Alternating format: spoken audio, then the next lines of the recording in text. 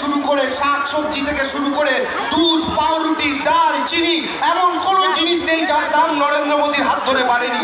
শুধু এখানেই শেষ নয়, আগে টিভি দেখতেন, সাধারণ কেবিল কানেকশন ছিল, মাসে 70 টাকা করে খরচ হতো, মায়েরা সিরিয়াল দেখতেন, দাদারা খেলা দেখতেন, কাকারা খবর দেখতেন।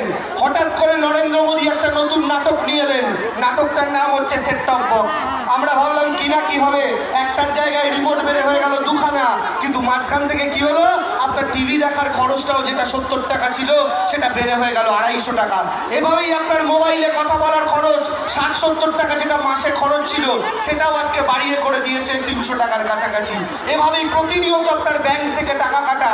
এবং খেয়াল করে দেখুন, আপনি আমি যে ব্যাংকে টাকা রাখি সেই টাকা নিয়ে পালাচ্ছে নরেন্দ্র মোদীর বন্ধুরা বিদেশে।